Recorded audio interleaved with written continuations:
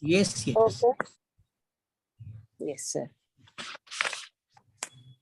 And today we are happy to have another Tattvabodha lecture. As usual, every month, National Mission for Manuscript arranges a Tattvabodha lecture for eminent scholars.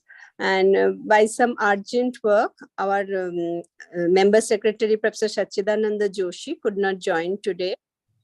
He was supposed to join, but he could not. But our new director, Professor Anirban Das, he is there. He has just joined. We are very lucky to have him amongst us as a director, National Mission for Manuscript. Professor Anirban Das is a specialist in Sanskrit and Pali Prakrit, and he is an expert in Indic manuscripts, Buddhism. He was a visiting professor in Denmark and Germany. Recently, he was in the CIHTS Sharnath, from where he has now come to National Mission for Manuscript, Delhi. The National Mission for Manuscript was established in the year 2003 with a view to preserving and conserving the cumulative knowledge of Indian tradition in fields of diverse learning contained in the manuscripts, as well as disseminating their contents to scholars and people at large. The mission has come a long way since then and has fruitfully contributed to creating a database of manuscripts, digitizing them, training conservators all over the country, creating a resource pool of manuscriptologists and paleographists, and providing support to scholars to prepare the critical edition of unpublished manuscripts. In order to disseminate the knowledge content of manuscripts, the mission organizes seminars and Tattvabodha lectures by eminent scholars. The proceedings of these seminars and lectures are published under Samikshika and Tattvabodha series respectively. All the publications of the missions are also accessible on the website of the NMM, namami.gov.in, to render them accessible to a much larger audience than would have been otherwise possible. And COVID time, it was not possible, the physical lecture. That's why our ever supportive and encouraging member secretary of IGNCA, Professor Sachchidanand Joshi, visualized the virtual presentation of Tattvabodha lectures in order to ensure the continuity of this lecture series, even in the adverse pandemic situation. Today, we have amongst us a very eminent scholar for Tattvabodha, as Tattvabodha speaker, Professor Srikant S Bahulkar. And today, Tattvabodha lecture's topic is editing of Vedic manuscripts. And whatever we say about Professor Srikant S Bahulkar is, how can I say, so large thing in a very nutshell, I have to tell. At present, he is an adjunct professor, Department of Pali and Buddhist Studies in Pune, University of Pune. But at the same time, he is the chief investigator, Bhagavata Purana Project, Bhandarkar Oriental Research Institute, adjunct professor, Department of Pali, Savitribai Phule, Pune University, senior fellow, Oxford Center for Hindu Studies, Oxford University, member, Executive Board and Regulatory Council, Bhandarkar Oriental Research Institute, founder member, President of Sangvidya Institute of Cultural Studies, Pune, founder member, Trustee, Deshona Institute, Buddhist and Allied Studies, Pune, founder member and Karyadhaksha, Brihal Maharashtra Prachya Vidya Parishad, editor, Pune Ideological Series, and editor, Stadia Indo-Buddhika. He has many academic positions: Central University of Tibetan Studies, Sarnath, Chief Editor, Rare Buddhist Text Department, Chief Editor, Rare Buddhist Text Research Department, Chief Editor, Rare Buddhist Text Research Department, Project Director, Rare Buddhist Text Research Project. And teaching and research experience is vast. He is a visiting professor abroad, Shanghai, Toronto, Kanazawa, Japan, Tel Aviv, Israel, Marburg, Germany, Oxford, UK, New York, USA, Columbia University. Of course, I taught there, Columbia, Cambridge, MA, Berlin, Germany, Vancouver, BC, Canada, Copenhagen, Denmark, Nagoya, Japan. Was so many as a visiting professor. And individual research project, he has got many. A history of ritualistic tradition of the Atharvaveda, a critical edition of Chandrakirti's Pradipadotana commentary on the Gujjo Samaja Tantra, bibliography of Bhagavata Mahapurana, Marathi metrical translation of the Dhammapada. Achha, he has theses under his supervision, so many. Achha. Other things I can say, books and monographs. Some of them I can, because under him so many PhD scholars. That is another big feather on his cap. And he has published his articles. So hundreds of articles have been published. Books and monographs, I can name some of them. Britta Mala Stuti of Gano Srimitra with Shakku Rakshita's Britta Mala, Britti.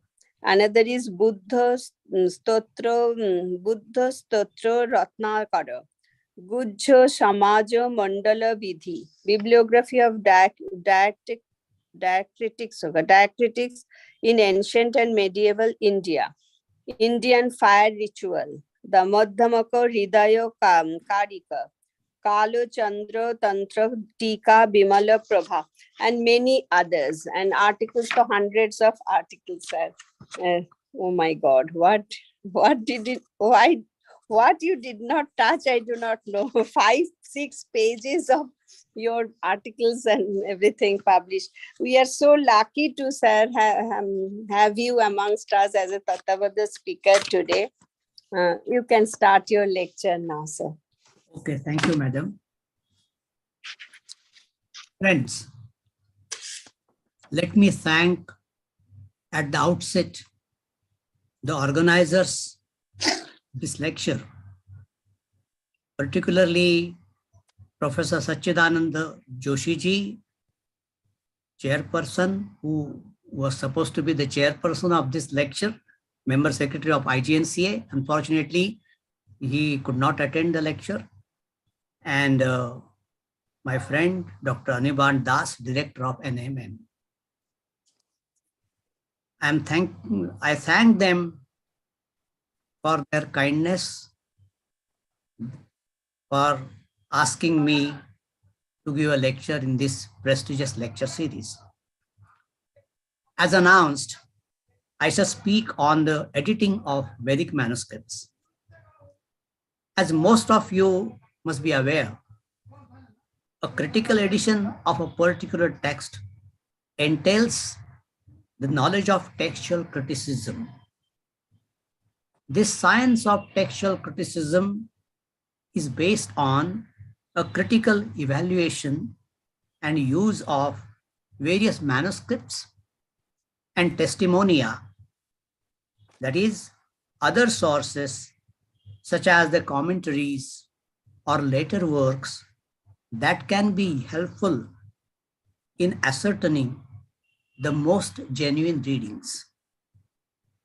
In India, there did exist the knowledge of this science to a certain extent. The commentators of different Indian texts used different manuscripts. At times, they have discussed the variants or different readings and have decided to accept particular readings that were the most genuine ones according to their opinion. This science, however, developed in India in the last century when a number of Indian texts were edited and published. Indian scholars who wrote on the method of critically editing the texts, they have done a lot of work. I should mention two important works.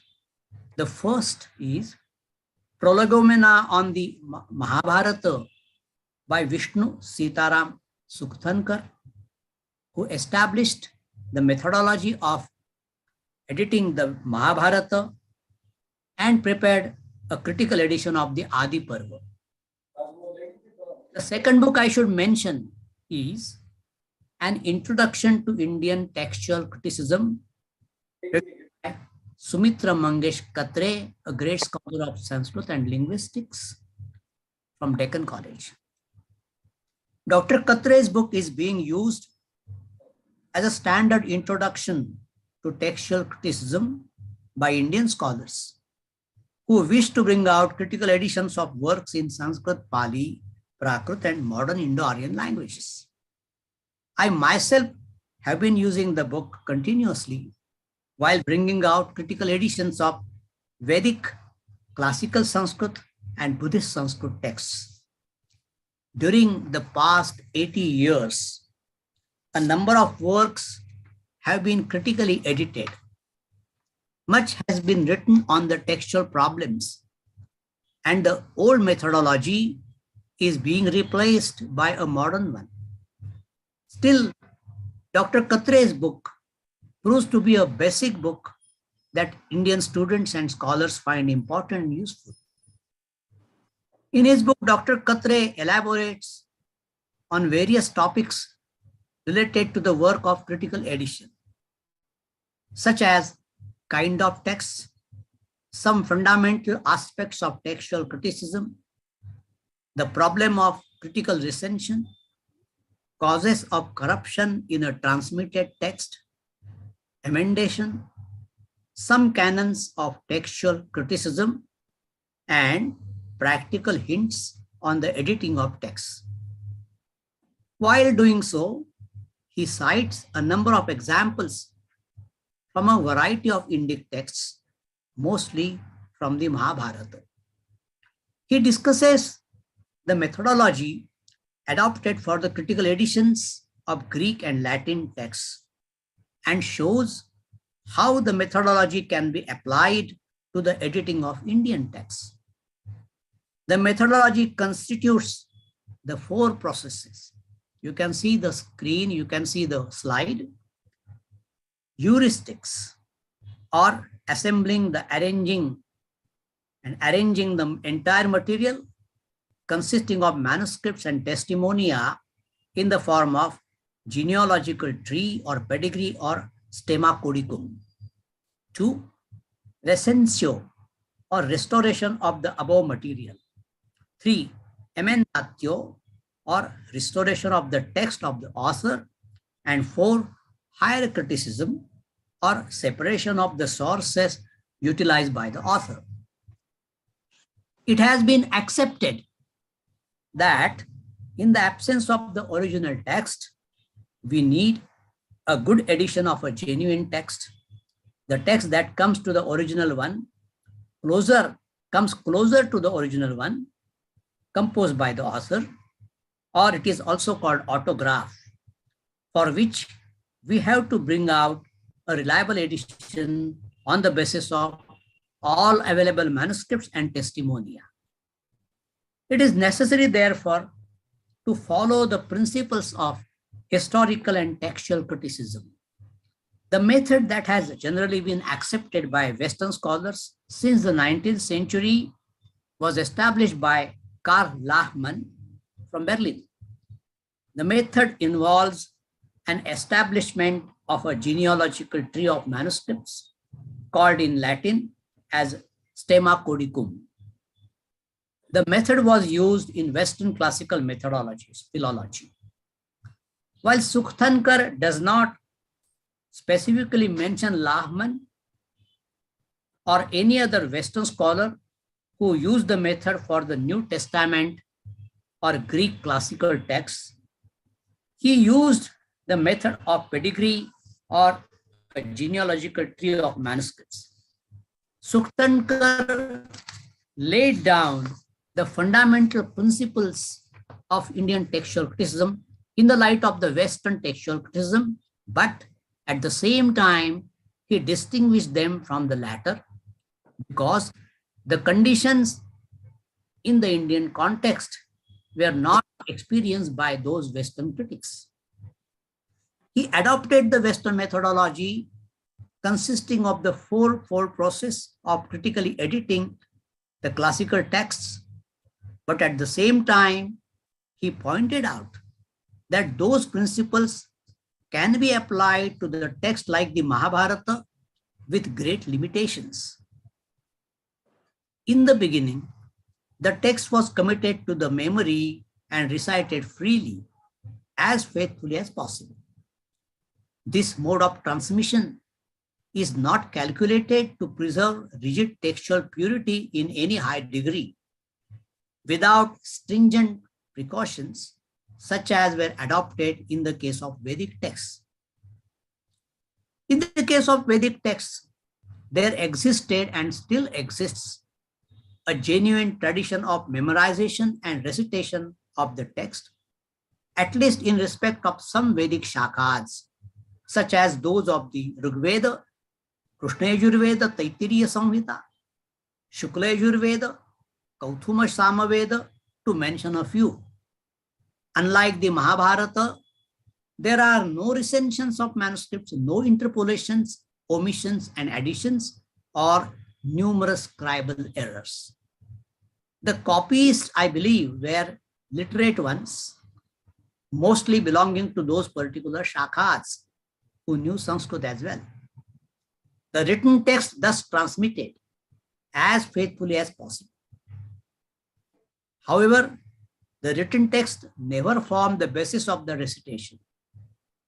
It was the Guru who taught the disciple each and every mantra systematically with the utmost care to pronounce the words, the letters, with varieties of the swaras.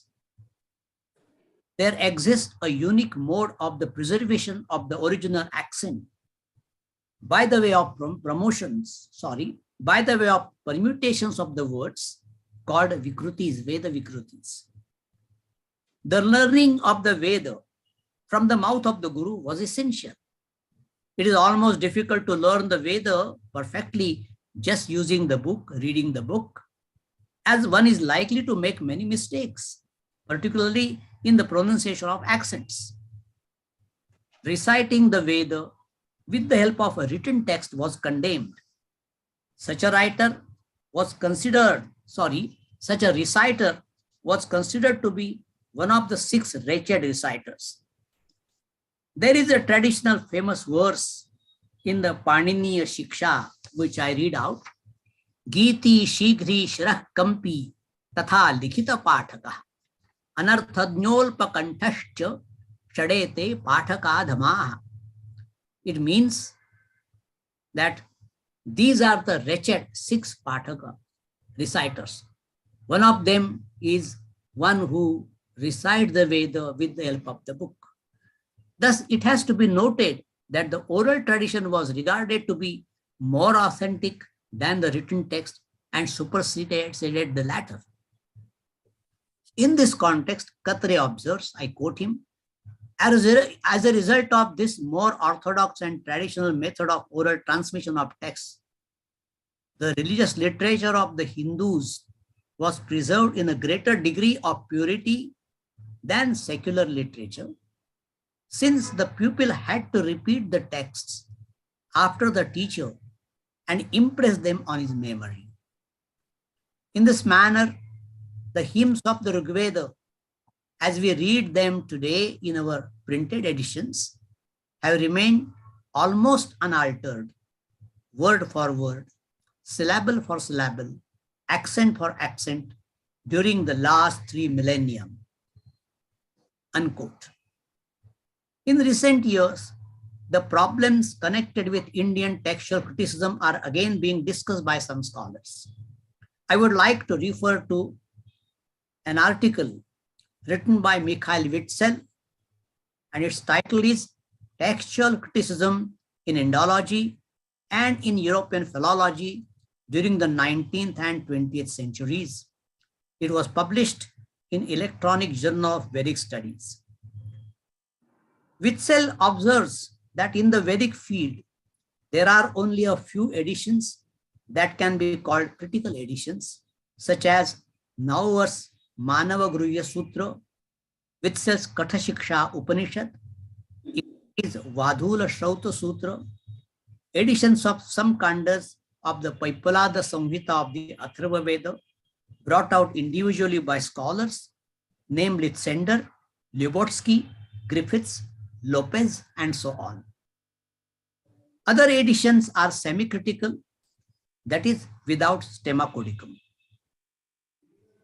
In order to understand this anachronous situation today, nearly 200 years after Lahman, it is necessary to observe that editors of great Vedic editions of the 19th century, such as Max Muller, Benfey, Ofrecht, Weber, Roth-Whitney, Schroeder, and so on, were no doubt influenced by their knowledge of the strong underlying oral transmission of the Vedic texts. And that made the use of many manuscripts superfluous.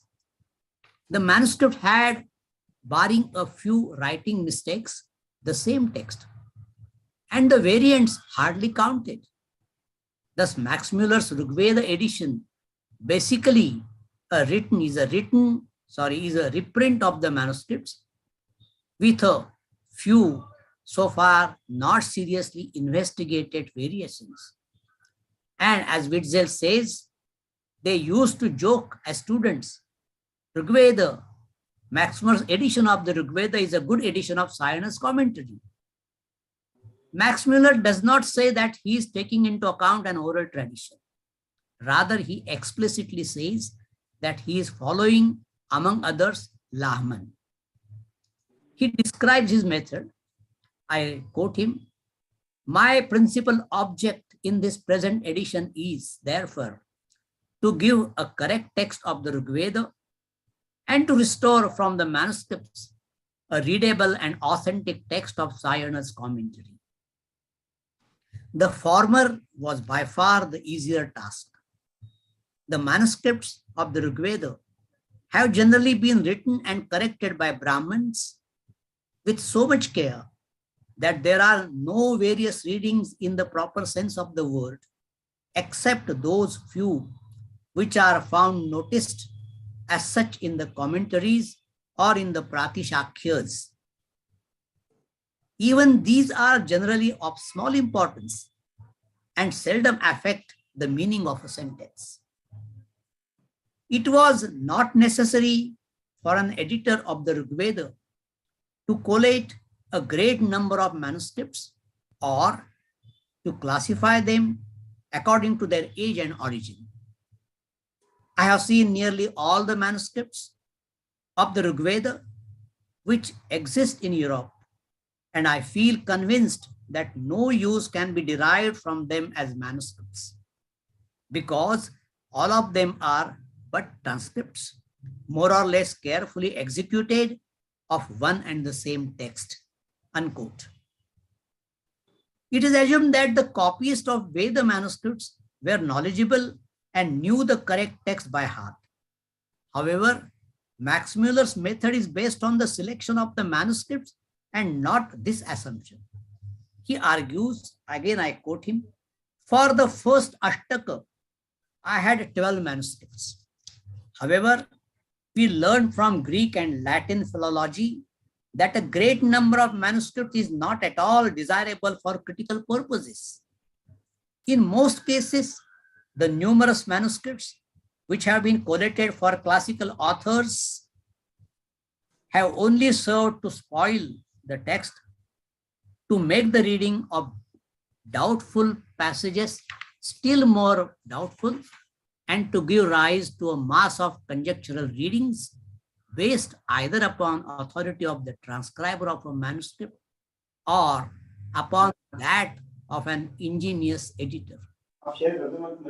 In this manner, an immense deal of labor has been wasted in classical philology, so that now, after the simple rules for using manuscripts have been laid down by a new school of critical philologists such as Becker, Dindorf, Lahman, and others, almost all the old editions of classical authors have become useless for critical purposes, with the exception of some of the Editiones Principes which, as they simply reproduced one manuscript, though generally a very bad one, can claim for themselves at least a certain degree of authenticity, unquote.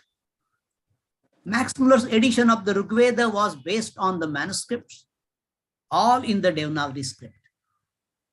As we are aware, the tradition of the recitation of the Rigveda exists in various parts of India, and there are manuscripts in other scripts as well. Max Muller did not pay attention to that fact, probably, as Haneder points out, because there were so few manuscripts available to him in Europe. One can still assume that it was not necessary for Max Muller to obtain and consult manuscript of the Rigveda written in different scripts at different places in India, because the manuscripts were based on the exemplars as well as the oral authenticity of the text. However, it is important in this respect to refer to the information that Georg Bühler provided to Max Muller in connection with a manuscript in the Sharada script he discovered in Kashmir. It was one of the oldest Vedic manuscripts. Bühler wrote to Max Muller. He says, I quote him, "In the portions which I have compared with Professor M. Muller's printed texts, I have not found any readings which I should like to declare to be real variae lectiones. But quite irrespective of the question of various readings, there are in the Rigveda a number of passages which the collated Indian manuscripts leave doubtful, be it on account of the peculiarities of Devanagari characters or for other reasons. It is for such cases that I hope the manuscript will prove particularly valuable. This manuscript is a part of the birch bark Kashmirian manuscripts, which Georg Bühler collated for the then Indian, that is British government, and were first deposited in the Deccan College, Pune, and later on it was given to the Bhandarkar Oriental Research Institute soon after its inception in 1917. There prevails a wrong impression, however, that Max Muller had used the manuscript in the Sharada script. Max Muller thus did come to know about the manuscript through Georg Bühler, but did not pay much attention to it. He probably did not read the Sharada script and relied on a collation made by Dr. Wenzel, collation of that Sharada script, manuscript, and dismissed the manuscript summarily. He says, I quote Max Muller, a manuscript of the Rigveda was discovered by Dr. Bühler in Kashmir. It was written on birch bark and in the Sharada alphabet. As it seemed to be of some importance, Dr. Bühler kindly had it forwarded to me. A collation made by Dr. Wenzel showed, however, that the manuscript contained no independent readings and that it had by no means been carefully copied, unquote. In his Vedic hymns, Max Muller comments on a variant found in the manuscripts of the Rigveda. He says, thus, Rigveda 10.1012, one of the Pada manuscripts reads distinctly, Yajnam Prakrunuta Sakhayaha, but all the other manuscripts have Nayata, and there can be little doubt that it was the frequent repetition of the verb kru in this verse which led the writer to substitute Krunuta for Nayata.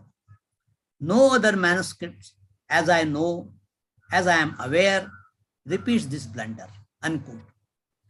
Thus, Max Muller first argues that there were no variants in the Rigveda. Then with reference to the Sharada manuscript, he says that the readings in that manuscript were not independent readings. And in the case of the reading just now I have cited, he establishes a particular reading using the critical method. Max Muller's decision of ignoring the readings in the Sharada manuscript has been criticized.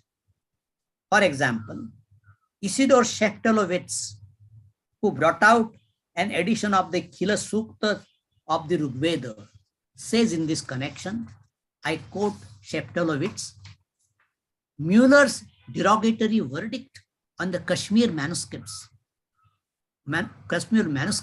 which is based on the deficient extract prepared by Dr. Wenzel, is unfounded.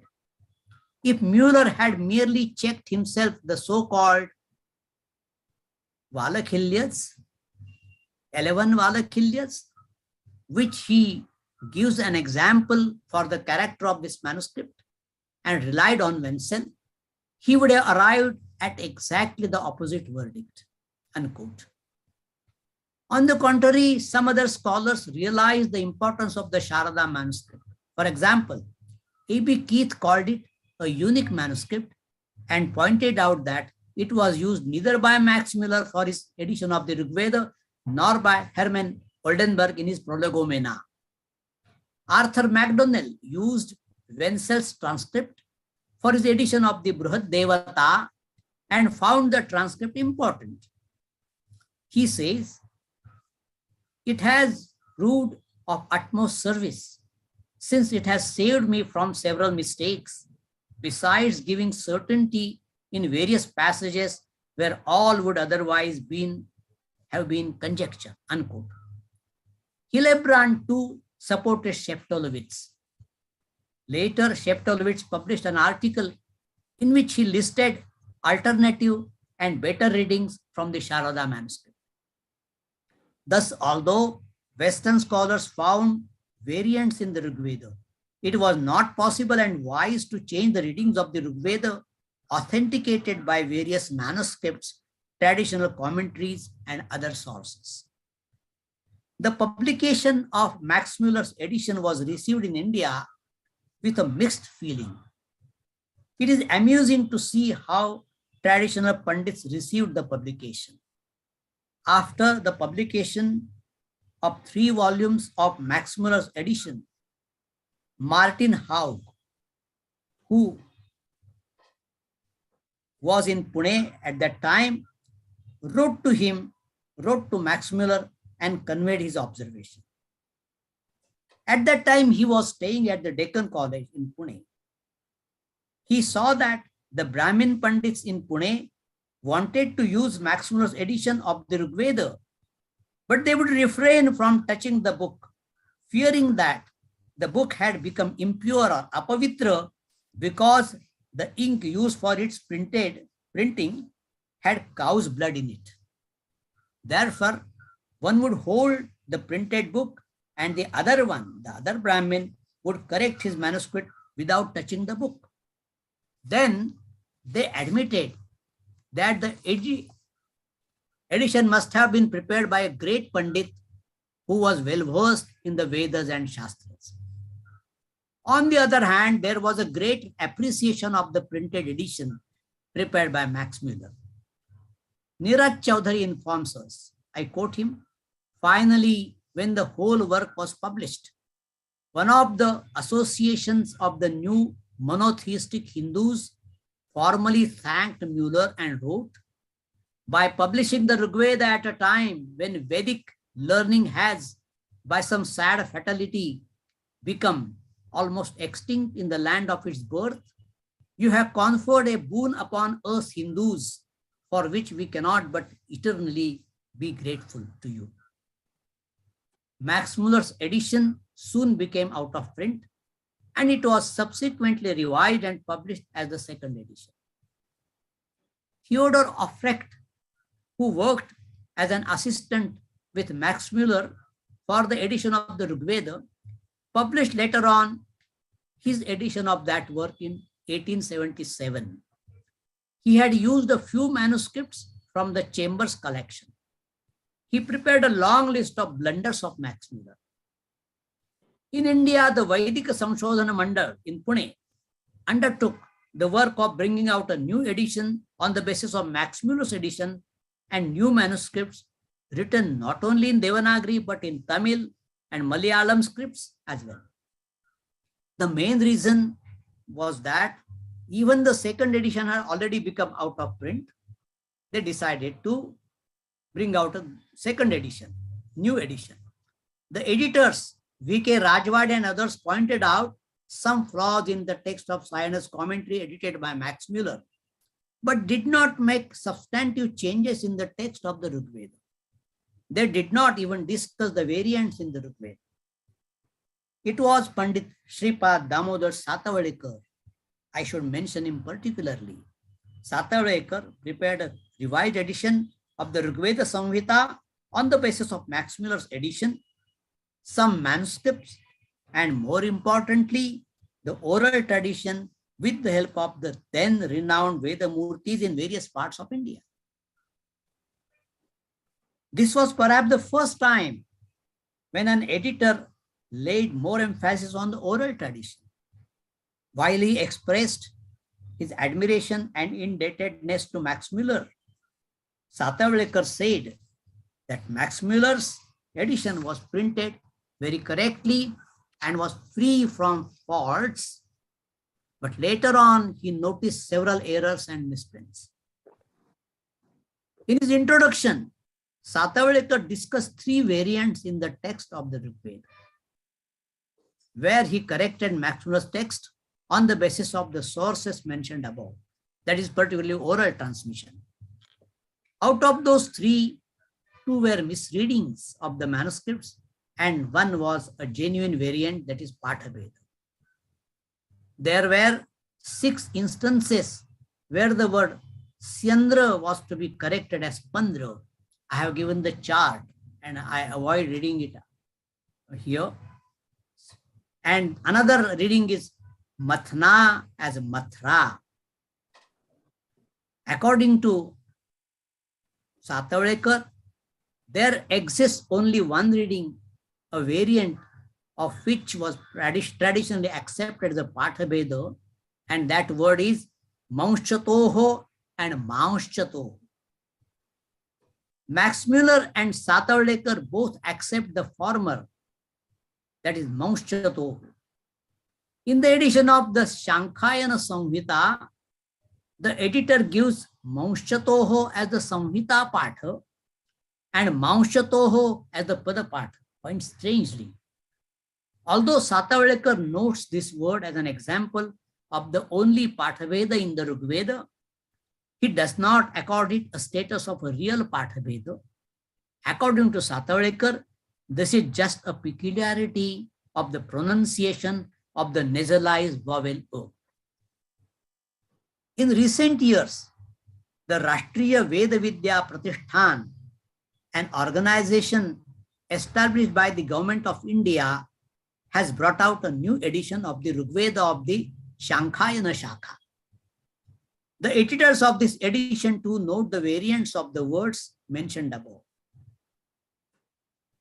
In order to get a clear idea of the readings and the variants accepted or rejected by the editors of the Rig Veda, both of the Shakala and the Shankhayana Shakha, I have presented here a chart of the reading concerned. You can go through that.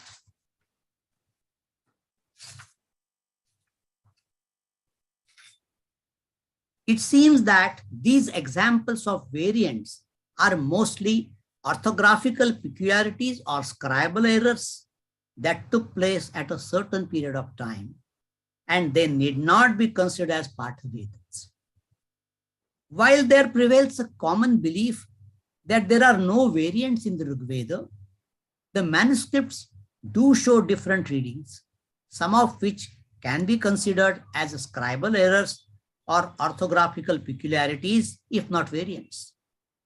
However, the age-old tradition of the recitation of the Samhita and the Vikrutis is so strong and well preserved that no different reading unauthenticated by the tradition can practically be accepted as a variant. We have to ignore the so-called variants in the Rig Veda on the basis of the strong living tradition of the recitation of that Veda. At this point, I should mention the recitation of the Rig Veda in the southern part of India, particularly that in the Nambudiri tradition in Kerala. It is not possible at this stage to compare the Nambudiri edition of the Rigveda with other editions. However, I should note the observation J.F. Tal has made long ago in his Nambudiri Veda recitation published in 1961. He refers to Louis Ranu, according to whom the Nambudiri Rigvedins belong to two schools, namely the Ashvalayana and the Shankhayana. The latter, however, do not use the name Shankhayana, but they call themselves Kaushitaki. It would be important to see how the Nambudiris have edited the two Samhitas of the Rigveda and see the difference in the text, if any. Their way of recitation of the Rigveda is quite different from what we see, what we listen to elsewhere, particularly in Maharashtra, Gujarat, and northern parts of India. In recent years, B.B. Chaubey has brought out the text of the Ashvalayana Samhita of the Rigveda with the Padapatha and has been published by the Indira Gandhi National Center for the Arts. The manuscripts were deposited in the Palace Library of Alwar in Rajasthan. I have just browsed through the edition. However, I have to keep that edition aside for the time being, as it would be premature to make an assessment of Chaubey's work in such a short time. Now let us turn to the Atharvaveda.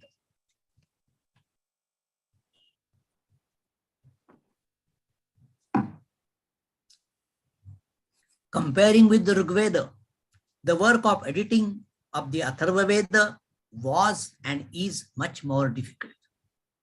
As we are aware, there were 9 shakhas of the Atharvaveda. There is ample evidence to prove the existence of all those 9 shakhas. In the medieval period, around the 11th century CE, there existed at least 4 shakhas. I have discussed this issue in one of my articles. At present, there exist only 2 shakhas of that Veda, namely the Shaunaka and the Paipalada. Shaunaka exists in Gujarat, Maharashtra, Uttar Pradesh, and elsewhere, and the Paipalada exists only in Odisha. There exists the Samhita of the Paipalada in a very correct form, practically without regular accent. Before the discovery of the Paipalada tradition in Odisha, a birch bark manuscript of the Atharvaveda in Kashmir had been discovered. The credit of discovering the followers of this Shakha in Odisha goes to Professor Durgamohan Bhattacharya, who was a professor of Sanskrit at Sanskrit College, Kolkata. He collected the manuscript of the Paipalada Samhita and published the first four kandas in 2 volumes. The work of editing the remaining part stopped due to his sad demise. After him, his son, Professor Deepak Bhattacharya, continued his work and published a complete Samhita from Asiatic Society, Kolkata. In recent years, some Western scholars have undertaken the work of preparing a new critical edition of the Paipalada with an English translation and have so far published some kandas. For the present lecture, I shall discuss here only the editions of the Shaunaka Samhita. The first edition of the Atharvaveda, Shaunaka, was prepared by Rudolf Roth and William Dwight Whitney and was published from Berlin in 1855. This came to be known as the Berlin edition of the Atharvaveda. Rudolf Roth was unsatisfied with the defective nature of the Shaunakiya version. The efforts of the British government in India, at the instance of Roth, to find out better manuscripts of the Atharvaveda resulted in the discovery of a mutilated birch bark manuscript of the Paipalada Samhita in the Sharada script. That manuscript was sent to Tübingen in 1874 and was chromophotographically reproduced in 1901 under the direction of Richard Garbe and Maurice Bloomfield. A reprint of that edition has now become available. The manuscript was transliterated into the Roman script and edited by L.C. Barrett between 1905 and 1940. Kanda 6 was edited by Franklin Egerton. Raghuvira published a Devanagari version in 1936 from the Roman transliteration. The birch bark manuscript was so corrupt that it was condemned as useless for philological purposes and was jokingly called as Apapatha Skhalita Ratnakaro, that is, an ocean of corrupt readings and omissions. Still, Whitney used the readings of the Kashmirian Paipalada for his translation. The Berlin edition was based on 15 manuscripts collected from Berlin, Paris, Oxford, and London, some of them being the manuscript of the Padapatha. Even after the publication of the Berlin edition, the work of collecting and collating the manuscript was continued by Roth and Whitney in 1875 and later. A number of manuscripts of the Atharvaveda are full of mistakes. Some of them are unaccented. A few of them could be an exception. Whitney reports on one of the manuscripts designated as R because it was in possession of Roth at the time of collation in 1875. It was a complete manuscript bound in 2 volumes and dated somewhat 1926, that is 1870 CE. It was bought for Roth from a Brahmin from Benares by Dr. Hornley, and Roth judged from the name of the scribe, that is Patuvardhana Vithala, that it was originated in the Deccan. Roth observed that it was written and corrected throughout with the most extreme carefulness, and that it was far more correct than other Atharvaveda manuscripts. The Berlin edition of the Atharvaveda appeared in 1855 as the first volume. It contained Kandas 1 to 19, and the 20th was omitted.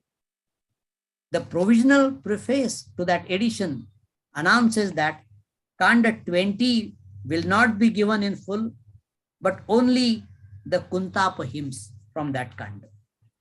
The editors thought that those hymns from the Kanda 20 are not genuinely Atharvavedic, and the rest of the Kanda merely references to the Rigveda. In other words, it is just copied from the Rigveda and does not form a part of the genuine Atharvaveda. The reason for the inclusion of the hymns, that is Kuntapa hymns, the hymns from the Rigveda, was that the Atharvavedins wanted to establish their Shaunaka tradition by incorporating the Rigveda hymns into a separate Kanda. They wanted to have a Shrauta tradition. This Kanda therefore forms the basis of a major portion of the Vaitana Shrauta Sutra of the Atharvaveda, where the hymns and the mantras have been employed in various Shrauta sacrifices and have been mentioned by their pratikas. The Berlin edition contains a bare text of the Atharvaveda with no record of variants. The editor promised the second volume that would contain 8 items consisting of notes, indices, and so on. The promise was fulfilled by Whitney, who also offered an English translation of Kandas 1 to 19 that was not promised in the original plan.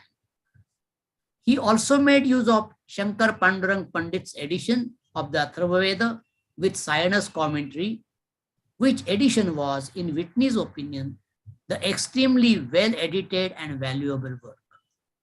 For his notes, Whitney uses the traditional ancillary texts such as the Bruhat Sarvanukramani of the Atharvaveda, Sayana's commentary on the Shaunaka Samhita, the Kashmirian Paipalada Samhita, Kaushika Sutra and Vaitana Sutras, and all these help the understanding of the text or show absence of any helpful tradition.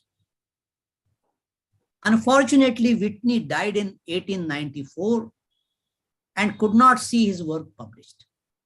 This work was published in Harvard Oriental Series in 1904 in 2 volumes as volume 7 and 8. It was C.R. Lanman, general editor of the Harvard Oriental Series, who shouldered the burden of editing all by himself. He not only carefully edited Whitney's translation and notes, but added to them his comments and more information as well. Whitney makes a statement of the plan and scope and design, and finally says the design of the volume 2 will be put together as much as possible of the material that is to help toward the study and the final comprehension of this Veda. The second critical edition of the Atharvaveda was prepared by Shankar Pandurang Pandit and from Bombay towards the end of 19th century, that is from 1894 to 1898. It is therefore called the Bombay edition. Pandit, while holding a highly responsible position in the British government in India, started his work of preparing a critical edition of the Atharvaveda, collected several manuscripts of the Samhita and the Padapad. He is credited with the discovery of manuscripts of Sayana's commentary on the Atharvaveda, though not complete. For his edition, Pandit collated 14 manuscripts collected from various places in Gujarat and Maharashtra, and use of the readings of the Samhita reproduced in the form of the Pratikas in Sayana's commentary. He used the Berlin edition, but not as one of his authorities. It was the text from which he started his collation of the Samhita, except Kanda 19 and the whole of the Pada text.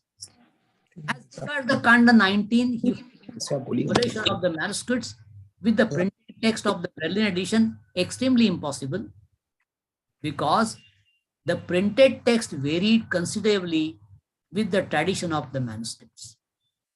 That apart, Pandit expresses his indebtedness to Rote and Whitney in the following verse. I quote him: Rote Whitney's edition has been of great use to me, as showing not only the result of the labors of the two illustrious scholars, but as the representative of a collation of other manuscripts. The text, as finally corrected in places in Professor Whitney's Index Verborum, has been to me of great importance, as showing what has been achieved up to date by the labors of the two scholars in bringing to light a correct version of the Atharva Samhita, unquote.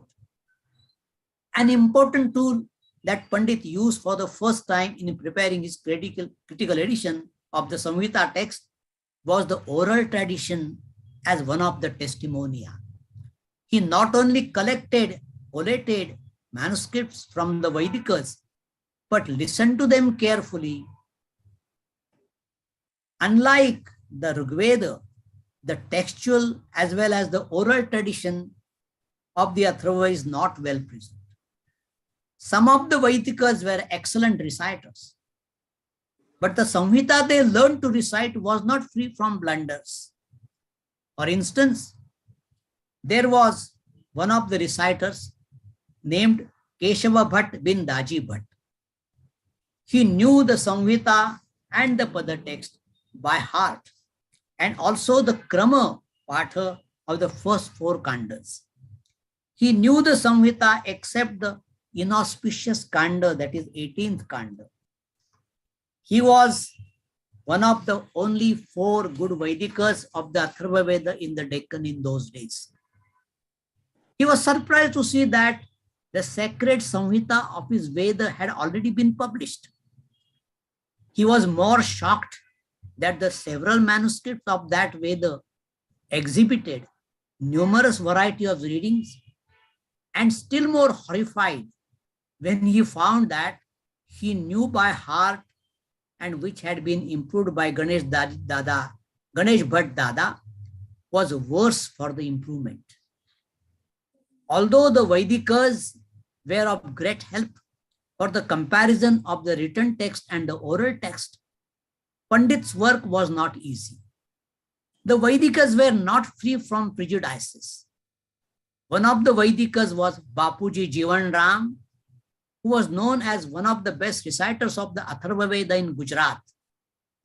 He knew the whole Samhita except Kanda 18, which he did not learn.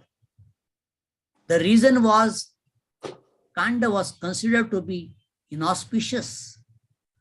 It is the Pitrumedha Kanda, having the hymns to be used for funeral rites. There was great prejudice in his mind for that Kanda. He would not even read it or hear it read by others in the houses. He was, however, ready to go to a forest to recite it. But where would Pandit find a forest in the area of Bombay where he was living at that time? He therefore took that Pandit to the Victoria Garden in Mumbai, and he considered that garden to be a forest where he read that Kanda with the Vedika under an Ashoka tree. If we compare the pratikas of the mantras given by Sayana with the mantras in the edition of the Atharvaveda, we find that Sayana had at times different readings of the mantras. An example of the Shala Sukta may be given here. I give the reading in the Samhita, there is Berlin and Bombay editions, and the pratika given by Sayana. For example, Aspandamanaha and Asyandamanaha, Nimita and Nirmita, Kalashaihi and Kalashihi, Patroon and Patrin.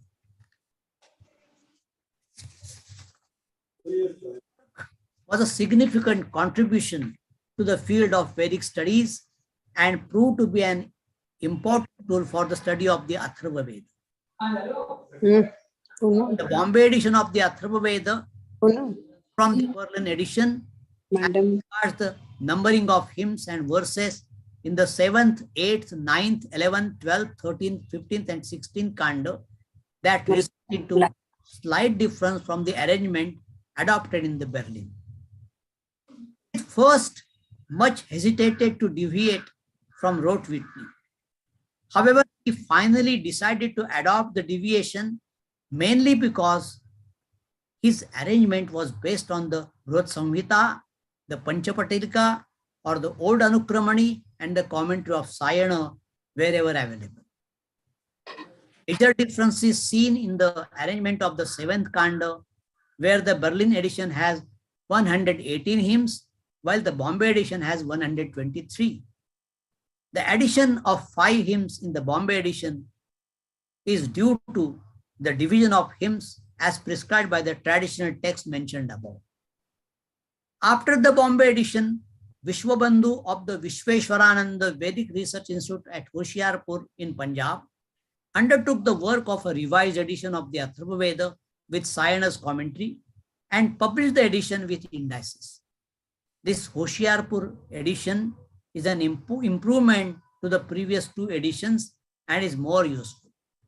In the preface, the editors, namely Vishwabandhu and his colleagues, explain their methodology. I reproduce here the relevant portion.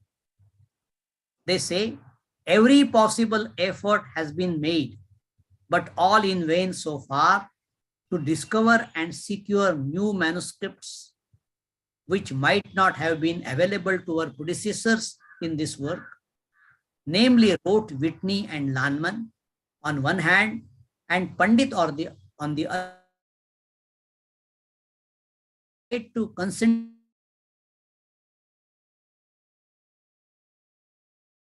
for the mantra text, the pada text, and the bhashya text, as had been employed by Pandit in constituting these 3 texts. We have tried to improve upon the work done by him on the basis of the said materials themselves, along with the aforesaid subsequently published new text materials. As mentioned, The Hoshiarpur edition improves upon the text constituted by Pandit. I give only two examples. At Atharvaveda 1.14.3, Rote and Whitney adopt the reading Shamopyat, Padapatha Sham and Opyat on the basis of most of the manuscripts of the Samhita and Padapatha, while Pandit, ignoring his manuscripts, adopt the reading Samopyat on the sole authority of Sayana, who explains the word as Shirasaha Samvapanat Bhumau Sampatanat. It means until her head sinks to the ground. Vishwabandhu rejects Pandit's reading and adopts the reading of the manuscript and wrote Whitney. Atharvaveda Paipala, the two, has the same reading, that is Samopyat. As Whitney remarks, his translation, which is, it says, until the covering in of her head. This translation implies above emendation of Shamopyat to Samopyat. Bloomfield, in his hymns of the Rigveda, translates the pada as until her hair drops from her head, and in his commentary very hesitatingly suggests an emendation as Kesham Opyat instead of Samopyat. Vishwabandhu too suggests the same emendation but does not refer to Bloomfield and justifies the reading, the emendation in view of the metrical adjustment and comparison with Atharvaveda 1932-2, where it says there is a reading Nasya Keshan Pravapanti. All these attempts of emendation, it seems, aim towards to make the reading sensible. Here we must keep in mind the principle in the method of textual criticism, namely accepting a hard reading, the more difficult of two readings, which is called lectio difficilior in preference to lectio facilior, that is a simple or easy reading. Such issues need to be discussed again. For want of time, I have to limit myself to talking only about two major Vedic shakhas, the Rigveda and the Atharvaveda. There are a number of Vedic texts that need to be studied in this respect and see how the critical editions have been prepared. The textual problems related to those texts could be somewhat different and would need different approaches. As said before, we see the fruits of the dedicated work of Western Indian scholars in the form of good critical editions of Vedic and other Indian texts. I would like to conclude my talk with a verse praising a scholar, Pandit Sripad Damodar Satawalekar, who had dedicated his life to editing various Vedic texts and making them available to scholars and common people with a reasonable price. I pay my respectful tribute to him in a verse I have composed in his praise. Vedanam pathane, tadartha manane, tad grantha sampadane, tad vyakhyana parishrame cha sakalam yenarpitan jeevitam, Veda Vyasa iti prathancha mahatim nito janair yokhilair, dhanya satavale karassa jagati Sripada nama sudhihi. I translate it. That brilliant one, Satavalekar, with the first name Sripad, is fortunate in this world because he is the one who devoted his whole life in studying the Veda, reflecting on their meaning, editing the text pertaining to that subject, exerting himself to elucidate it. He has been elevated to the great fame with the title Veda Vyasa by all people. Namo Namah. Dhanyavada. Namaskar, sir. Can you hear me? Yes. Namaskar. I am fortunate to have the honor of proposing a formal vote of thanks on behalf of National Mission for Manuscripts for today's Tattvabodha lecture, so ably delivered a serious subject by Professor Bahulkar. Professor Bahulkar's lecture this afternoon is an eye-opener. He has explained today in depth the problems faced by the scholars while preparing the critical edition of the Vedic text. And while preparing the Vedic text, European and Western scholars had really worked hard and took initiative in order to survive the Vedic text by printing them, which was prevalent mainly on oral tradition. Later on, learned Indian scholars took charge to keep the Vedic text authentic way and in printed form. Sir, you have described, started from Dr. Khatre's methodology of preparation of critical edition to Vishwabandhu's methodology, and in between so many Western Indian scholars, Professor Tattavobodha, B.V. Choube, and big Vedic scholars. And it was a very serious subject, but very lucidly you have explained. And I'm sure the lecture has been highly appreciated by participants attending today through this link. Thank you, Professor Bahulkar, for taking the time off and addressing us for a very informative lecture in the field of critical edition of today, mainly Vedic and Atharvavedic, but mostly all the things are difficult like this, how to take that, whether take it by meaning or take it as it is, the critical edition. And when this was uttered by the rishis and what is in their mind, today's meaning and their meaning might be different, but so that you Kesha or Shah will decide that whether K should be added or not, what is in their mind, of course. And I also thank Dr. Sachchidanand Joshi, Member Secretary, IGNCA, and Dr. Anirban Das, our Director, National Mission for Manuscript, for taking so much interest in the Tattvabodha lectures and ensuring they are of very high standards. And these lectures are published in the Tattvabodha volume. I would also like to thank the participants whose interest provide us the inspiration to continue with these wonderful lectures. Thank you, sir. Thank you.